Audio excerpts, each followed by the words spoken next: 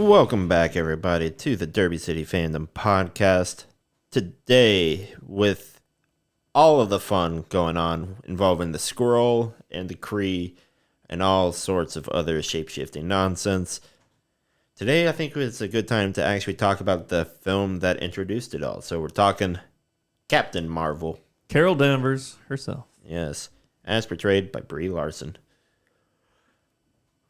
I enjoyed the film. Straight up, I thought it was a pretty solid film. Granted, I'm not sure if that's what the ratings say. So, Colin, ratings guy, what say you? My only contribution to this podcast, I guess. All right. What do y'all want to take a guess, or you want me to just tell you? I have no idea. Just tell us. All right. You got Rotten Tomatoes at a lofty 79%. And IMDb with an 8.3 out of 10. So interesting I mean, it's all right. I don't know. that IMDb would be higher, but okay. All right. It is fair. what it is. But It is what it is. I mean, yeah.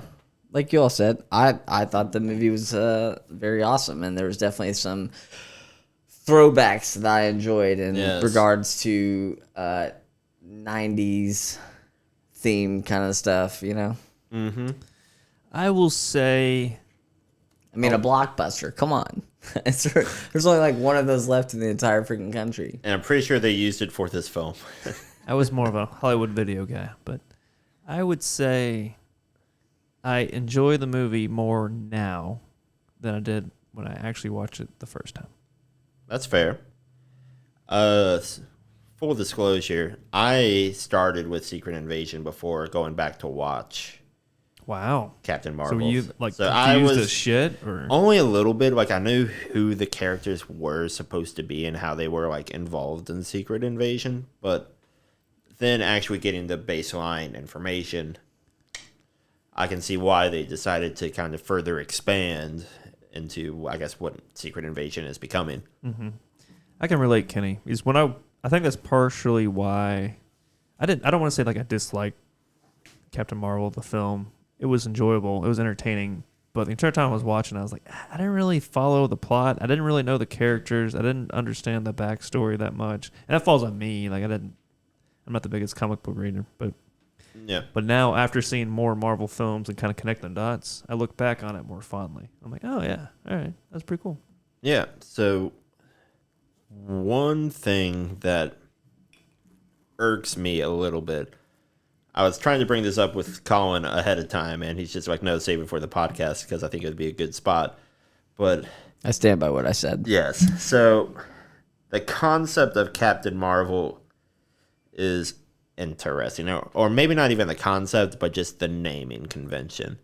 So we're going to go all the way back to the 40s. Let's do it. And with Fawcett Publication, they released the comic Captain Marvel, which would later be named Shazam. Yep. What? Yes. Yeah.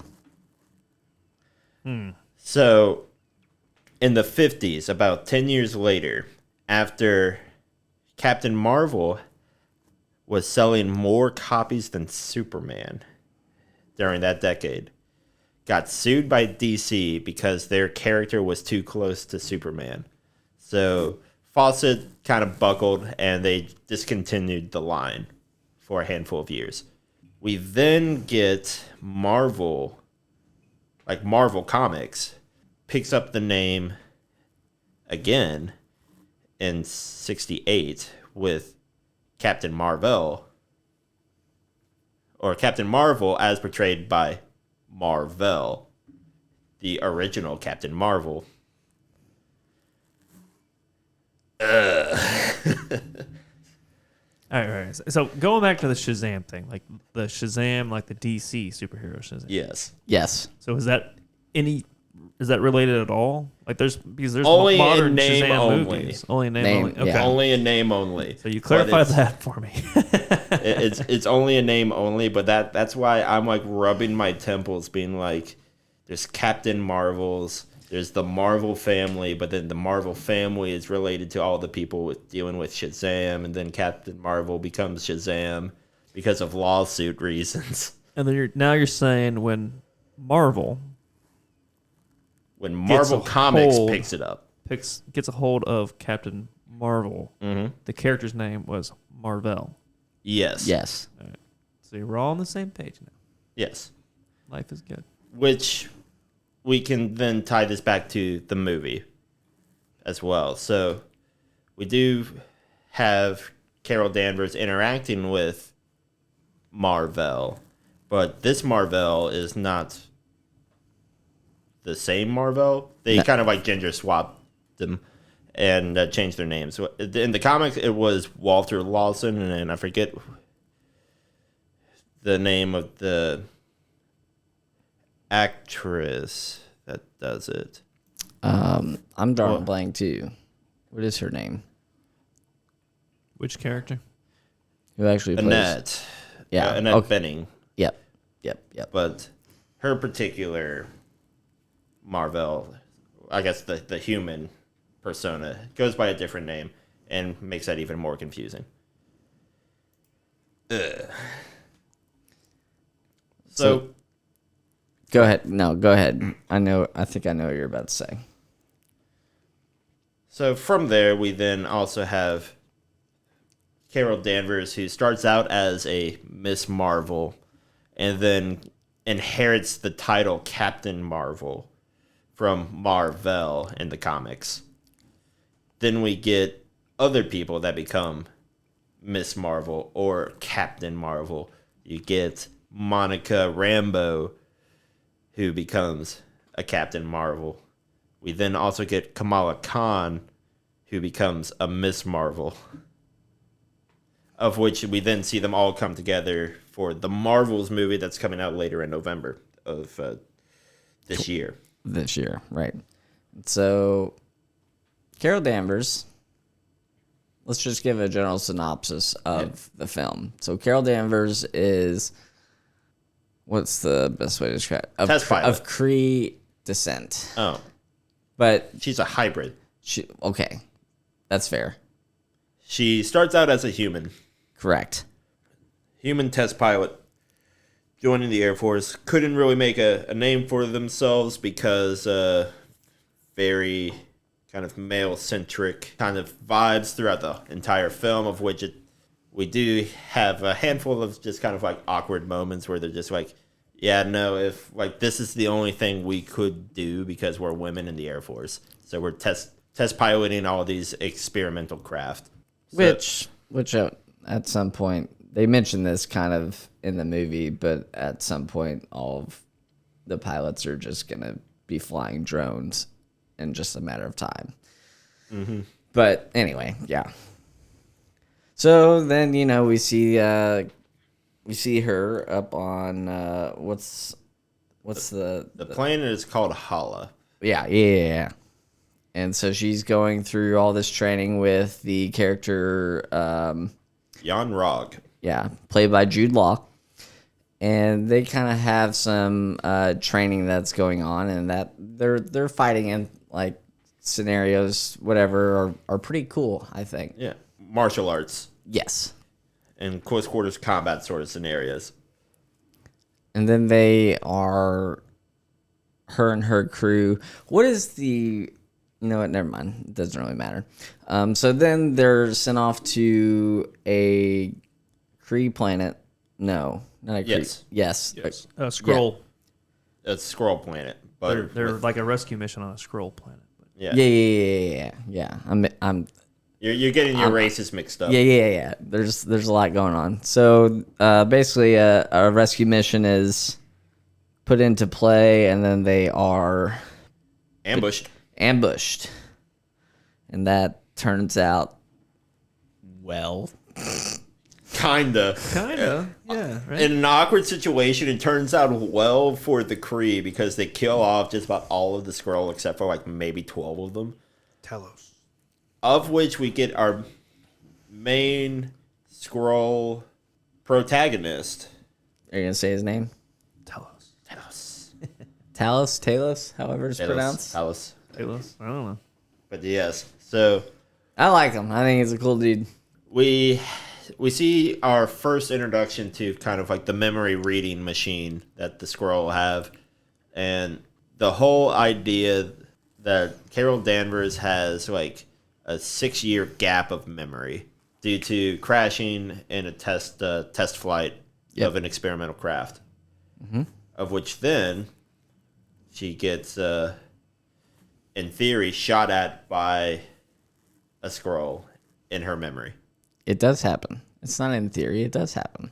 Yeah, they see like in her memories, they see the big pretty blue planet, which we all call Earth. But so then they go back to Earth, right, to kind of dig up what the hell's going on, right?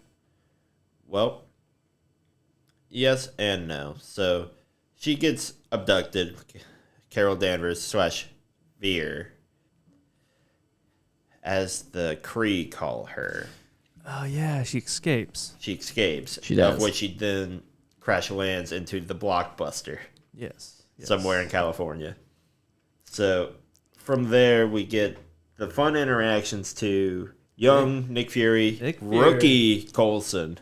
I mean, everybody loves Agent Coulson. Everybody loves Agent Coulson. Is there a cat yet? When does the cat show up? That's not till the end of the movie, dude. All right. Hold that thought, everybody. Get back on your phone.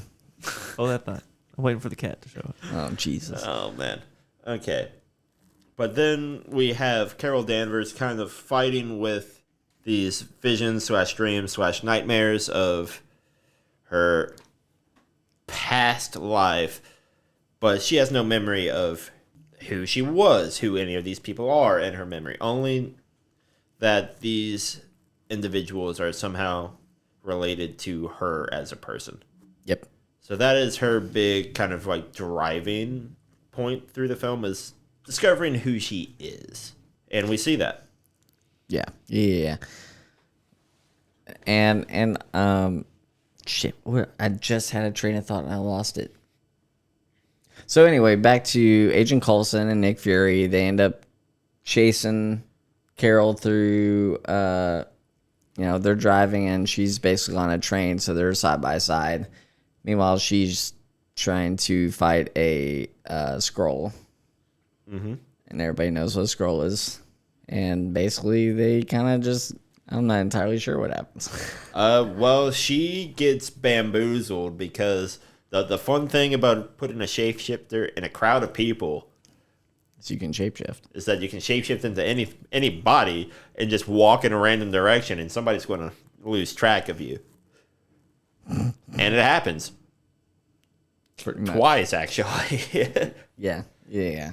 So we then get a moment where Carol starts to recall some different incidences from her memories, right?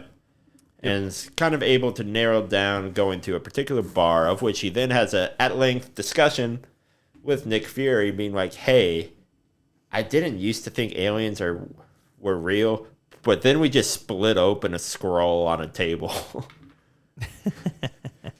for an autopsy. So it's like, I'm a little inclined to believe now. Yeah, so they go to a U.S. Air Force base. Project Pegasus is the name that they're tracking down. At this point, it's Captain Marvel and Nick Fury. Vers, whatever her name is at the time. So they go to this Air Force base. They recognize that she used to be a pilot for the Air Force. So they start pulling at that thread, right? So they're looking like, hey, she's a pilot.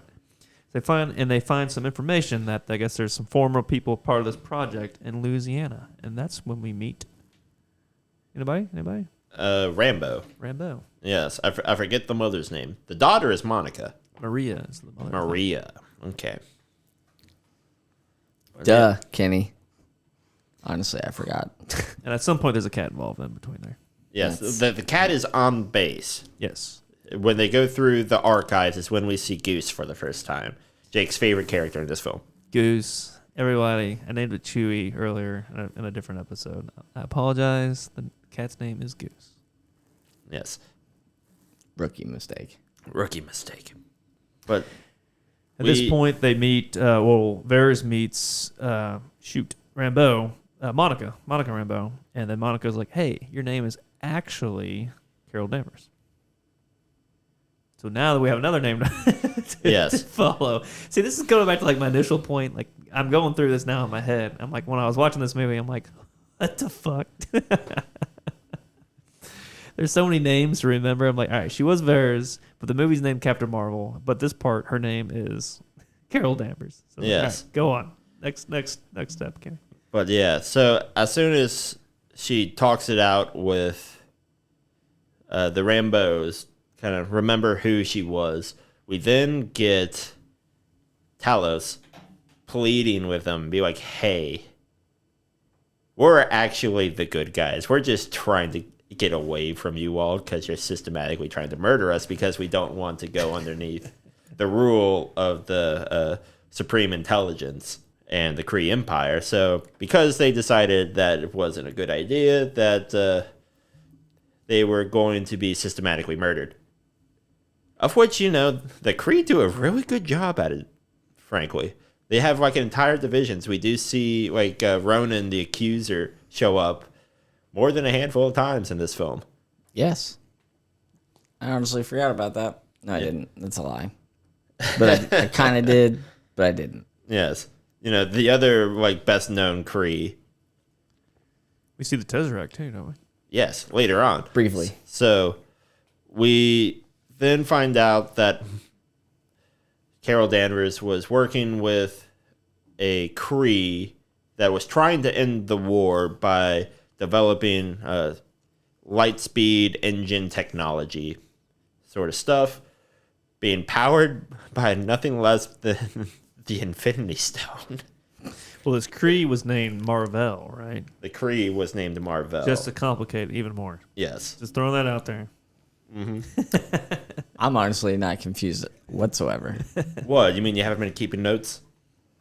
I mean, we are a podcast. We're supposed to know this shit. Yeah, I don't know. But yeah, even with the gender switch and all that. But yeah, so we see them go through them test piloting the engine for the first time, and they get out to space and they discover that the Kree have found Marvel, and they shoot the plane down. Yep. And shoot her soon after. Yeah, Jan Rog, right? Yes, Jan Rog, which we then discover that the Kree had manipulated Carol Danvers' memories to paint them in a better light. From there, we then... Yeah, you won't get trust issues there at all. Right. Which we then see her shoot the engine because that was the thing that they were trying to acquire, or at least what they thought they were trying to acquire, right? Right. And through accidental exposure to energies and radiation, Carol Danvers gains superpowers. Basically, long story short, is able to manipulate light and energy in all courses of different manners. So at this point, is she called Captain Marvel then? No, she's Carol Danvers.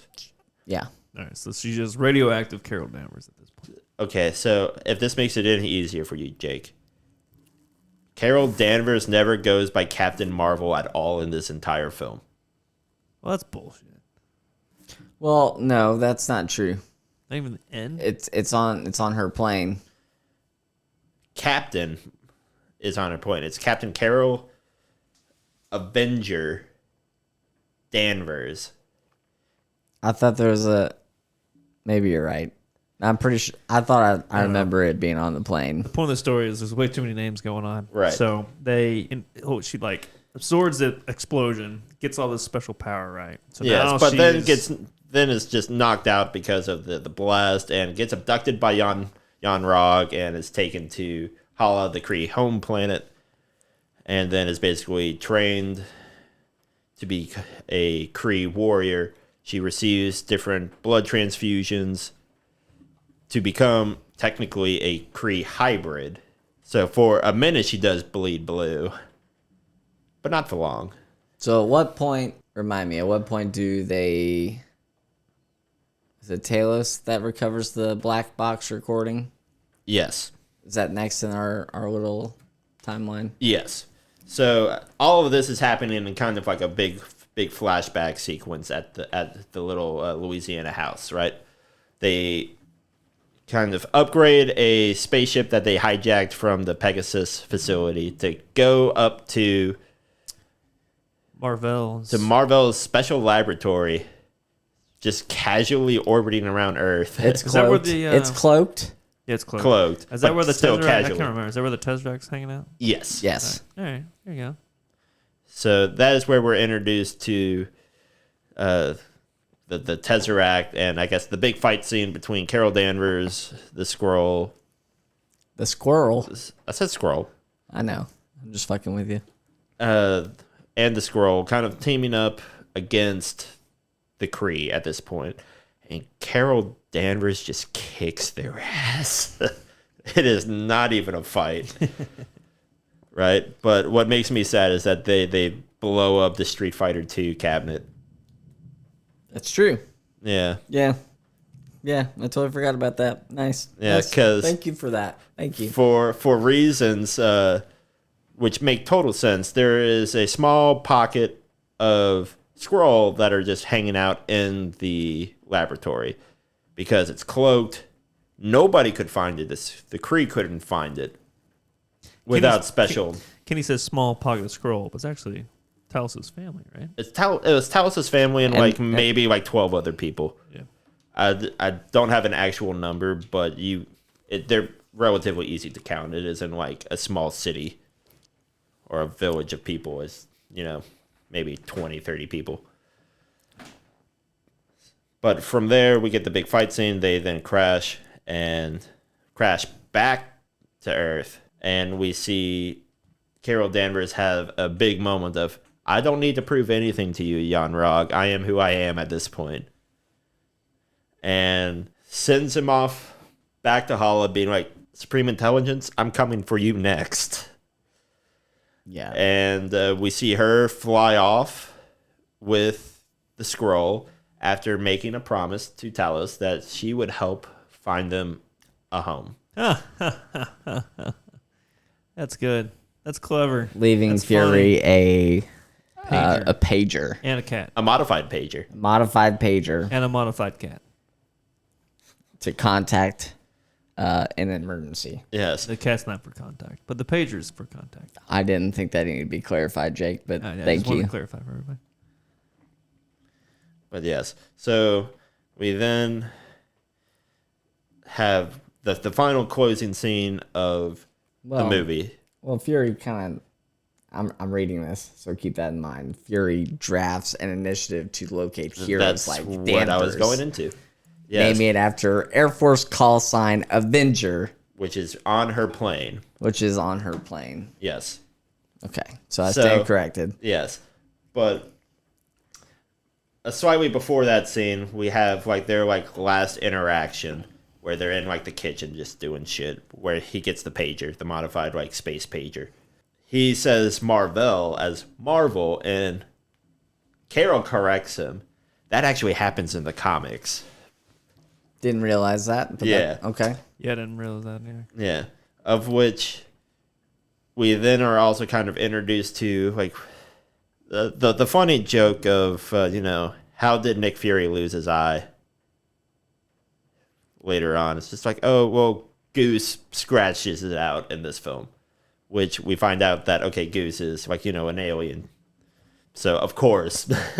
And in other instances in different comics, for example, he gets his eye slashed out by Weapon X. We basically see that Carol Danvers is setting up the stage for Secret Invasion. We didn't know that yet. Whoa, We didn't know that. Whoa. But We're leaving out the best part. The post-credit scene. post-credit scene, yes, but I'm just talking about the pre-credit scenes. So the post-credit scene. Goose, which is the cat. Just to remind everybody, we're talking about the cat. We're talking about the cat. Goose climbs onto Fury's desk. And what does he do, Colin? What does he do, Jake? He pukes up the Tesseract. Yep. Loved it. Love it. That's the best part of the movie. Well, yeah, because they have to put it in a vault somewhere for Loki to get later. in the Avengers. More cat. Kevin Feige. We want more cat. Oh gosh. But yeah, so I guess just overall, what did you think about the film? I enjoyed it. I thought it was a good way to introduce Carol Danvers into the picture. The film, yes. I agree with you 100%. The film is awesome. We did not realize that it was going to basically lead into, the Marvels and what is going to be depicted in that new film coming out in November, but also kind of helps wrap things up with Secret Invasion, which I am totally loving. But there's one side note that I kind of want to bring up. So in Endgame, when Thanos is going up against Captain Marvel, he basically, she basically kicks his ass, essentially. Yes.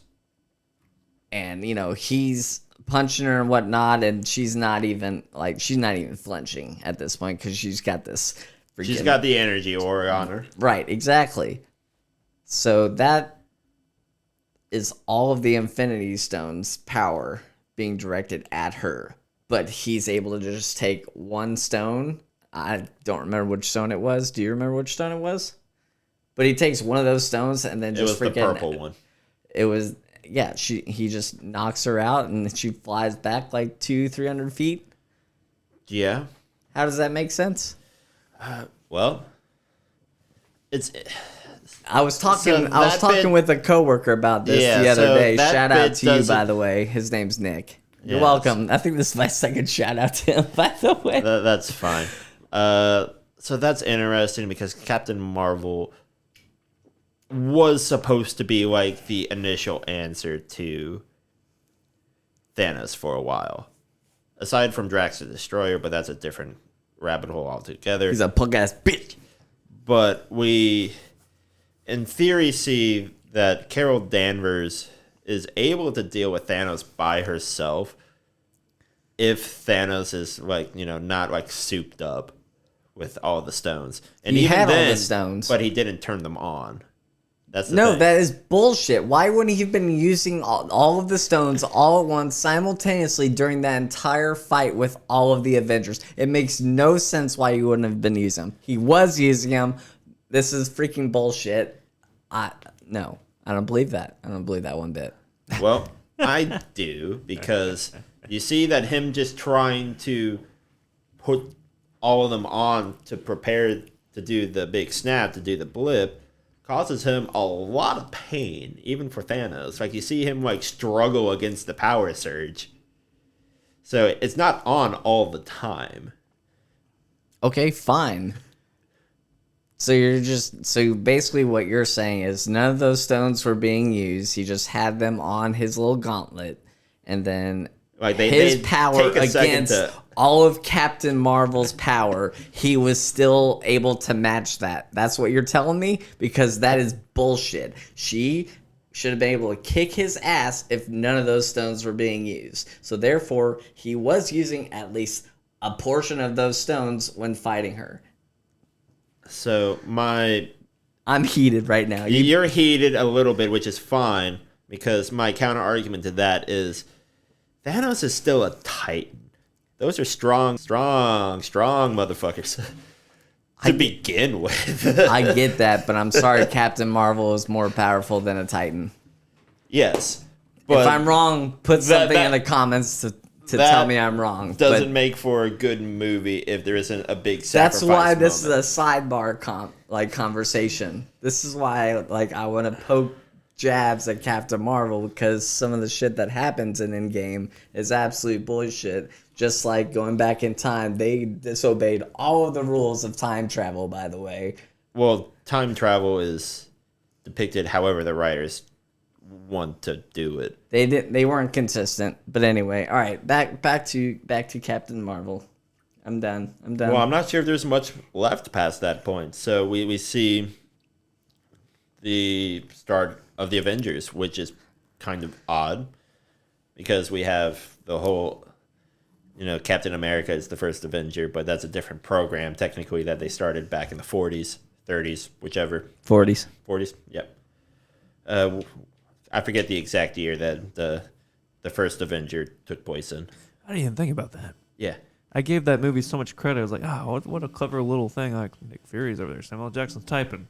I'm going to rename this The Avengers. I didn't even think about Captain America. Well, maybe he kind of it was under a different program name, if anything. Huh. That's a good point. Yeah. Kenny, man, you guys are just poking holes everywhere. What was the original title? It became the Avengers Initiative, but what was it before that? Anyway, Captain Marvel's dope. I'm really excited for some answers in regards to the Marvels. Definitely watch Kamala Khan and her little series on Disney Plus. Maybe they should do one for Rambo. I mean, she's more of a side character, really. Well, she shows up in a handful of spots with Scarlet Witch. Yeah, but like her own series. But I guess she's not really. I don't want to say she's not a major character, but right now, how they have set her up, she's not yet a major character. She doesn't become a major character until this Marvel's film. Correct. But anyway. Jake, did you find out? Not yet. I don't know if we'll get a second Marvel 2, like Captain Marvel 2. Probably not. I think that's probably what they're aiming the Marvels to be. Basically. I do know that this movie, even though it's kind of like better than mid ratings-wise, did make a lot of money. So I don't see why they wouldn't. I guess we'll find out. Answer your question, Colin. It was originally called the Protector Initiative. Protector. My brain was thinking that they just tried to use like S.H.I.E.L.D. again, but that would have made sense. That wouldn't have made sense, yeah. All right. Closing thoughts? It was a good movie, entertaining movie. The very first time I watched it, I was confused as fuck. There's a lot of names, a lot of things I did not realize. It falls on me. I never really followed the comic books that closely, but I was a big MCU fan. So overall, as I mentioned, entertaining, good movie to watch. I like it more now after seeing so much more information as I better understand it, especially now after like Secret Invasion and the upcoming Marvels movie and some of the Avengers stuff as well. But at the time, the first time I watched it, I was like, Yeah. Cat's the best part. You and that cat, man. I enjoyed the film. It was a mess. I agree with you, Jake. It is a mess at times to try to keep track of all the different names, especially in regards to Marvel. Now, part of that's also on me because I know a little too much, and my brain wants to associate the name Captain Marvel to early Shazam more than anything else. Yeah. But then you have Carol Danvers, who, as a character, I think is just really solid. Because, frankly, I don't want to say that DC and Marvel are constantly copying each other, but this is like the closest to like a Superman equivalent that Marvel has. Next thing you know, Captain Marvel is going to be fighting some antagonist or whatever, and then that antagonist is going to say somebody's name, and then she's going to be like, Yeah, it's kind of like how everybody thought that Captain America was just a comic book character when the Avenger film came out. Like all of the people in that film thought that Steve Rogers was just a person that, like, fought the Nazis and died and all that jazz, not realizing that he was frozen in a block and was like alive for or thawed out for 2 weeks before before the planet got invaded by aliens. If I could say one more thing, I think regarding Captain Marvel, the one thing Marvel or the MCU did really well was her introduction to the universe. I love was a post-credit scene, I can't remember, but like the pager, like Nick Fury, he like presses the pager and you see her logo appear. Like I absolutely love that. I think that was so much fun. And then obviously her movie comes out, but then she shows up for the first time in Endgame. Endgame at the end. So I think her introduction to the broader MCU was brilliant. Yeah. But I think they could have done a better job of preparing a fan like me who didn't read much of the comic books, who was kind of confused. I think they could have done a little bit better job of explaining, like, I don't know. I don't know how to describe it, but like maybe in the other movies, like trying to connect the dots a little bit more. Well, I think the problem was, if my memory is correct, we see Infinity Wars play out. The snap happens, and we see Fury press the button on the pager. But at that point, we don't know what the pager is for, but we see the symbol. So if you know the comic books, then you know, okay, that's Captain Marvel. But the movie hadn't come out yet. Yeah. I think it was the next movie to come out after Avengers, because I think Captain Marvel came out in between Infinity War and Endgame, if I'm correct. And I think their timing was right. I agree with their timing. Like, I'm not necessarily advocating for Captain Marvel should have came out before Infinity War. I guess I'm kind of advocating for, like, if there was a way for them to better explain some of the characters, some of the backstory without spoiling it all for a fan like me. Because I'm sure you were probably okay, Kenny, and probably you too, Colin, when you watched the movie. But when I watched it just as an MCU fan, I was like, what the fuck? Like, well, why is this pager important, and why are they zooming in on it for the final frame of the movie? Yeah, that's so... I don't know. That's just me. Yeah. Probably in the minority. All right, fellas. Let's wrap up. Let's go have a beer. Fair enough, man. All right. Thank you, everybody, for listening to the Derby City Fandom podcast. You can find us here on YouTube. You can find us just about anywhere. Instagram, yes. Spotify. Anywhere you can find. Anything else you'd like to add? Do we have a Facebook? We might have. We do have a Facebook. Facebook. We have a Facebook. All social media is run on my end. You're welcome. Yes, Please thank you. continue to follow us.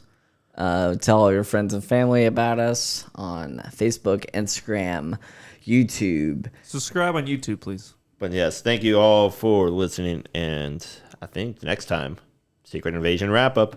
Look forward to it, boys. Yee. See you, everybody. See you.